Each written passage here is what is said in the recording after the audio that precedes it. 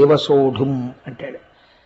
నువ్వు ఈశ్వరుడవు, ఈ సమస్త బ్రహ్మాండములకు కూడా నీవే ఆదిదేవుడవు అన్న విషయం తెలియక నీతో నేను పరిహాసం ఆడాను, పరాచికం ఆడాను, బావా బావా అని స్వతంత్రంగా పిలిచాను, నీ భుజం మీద చెయ్యి వేశాను.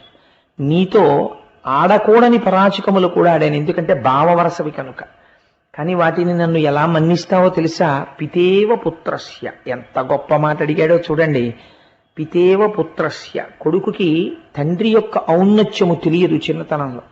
మా తండ్రి గారి ఇంతటి పూజనీయుడు, ఆయన కడుపున పుట్టడమే నా అదృష్టం, ఫలానా వారి కొడుకు అనిపించుకోవడం, వారి తేజస్సుగా నేనున్నాను అని తెలియక ఆ తండ్రిని ఒళ్ళో కూర్చుంటాడు, ఆయన మెడలో ఉన్న రుద్రాక్షలు పట్టుకుని లాగుతాడు, ఆ తండ్రి చెంప మీద దెబ్బ వేస్తాడు, నాన్నగారు చదువుకుంటుంటే కళ్ళజోడు లాగుతాడు, లేకపోతే నాన్నగారు ఏ చక్క పీఠం మీద పెట్టుకుని ఏ రామాయణమో చదువుకుంటుంటే వచ్చి ఆ రామాయణం లాగేస్తాడు. ఎవరు చెయ్యగలరంత స్వతంత్రంగా? కొడుకు చేస్తాడు. బయటికి ఆయన వస్తే అందరూ ఆయన్ని ఎంతో గౌరవంగా చూస్తారు. ఇంట్లో కొడుకు మాత్రం వచ్చి రాని మాటలతో నాన్నగారు మీరు అనాలని తెలియక ఒరే నాన్న నువ్వు అంటాడు మొదట్లో.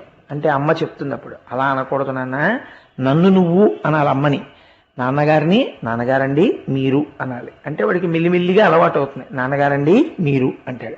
మళ్ళీ మధ్యలో నాన్న నువ్వు అంటుంటాడు. అందుకని ఇన్ని చేసిన ఇంత ప్రాజ్ఞుడైనటువంటి తండ్రి కేవలము ఆ పిల్లవాని యందున్నటువంటి పసితనాన్ని చూసి పరమ ముద్దుతో ఒక ముద్దు పెట్టుకుని విడిచిపెట్టేస్తాడు తప్ప కోపించడు. నీ పితేవ పుత్రస్య, ఒక కొడుకుని తండ్రి ఎలా క్షమిస్తాడో నన్ను అలా క్షమించు. సఖేవ సఖ్యు, నిజమైన స్నేహితుడికి ఉండవలసిన లక్షణం ఏమిటో తెలుసా అండి? తన స్నేహితుడు చేసినటువంటి దోషమును మన్నించాలి, మన్నించి తాను మళ్ళీ ఆ దోషం చేయకుండా చక్కటి మాటలతో అలా చేయకోయ్ అని చెప్పి అతని మనస్సు మార్చగలగాలి. నా సఖుడు, నా స్నేహితుడు పక్కన ఉండగా నేను అతని గౌరవమునకు భంగము వాటిల్లేటట్టు ఇలా ప్రవర్తించడమా అని అవతల వారి మనస్సులో స్థానాన్ని కుదుర్చుకోవాలి. అలా స్నేహితుడు మన్నించినట్టు సఖేవ సఖ్యు ప్రియ ప్రియాయార్హసి దేవసోఢుం, ప్రియుడు ప్రియురాలిని మన్నించినట్లు.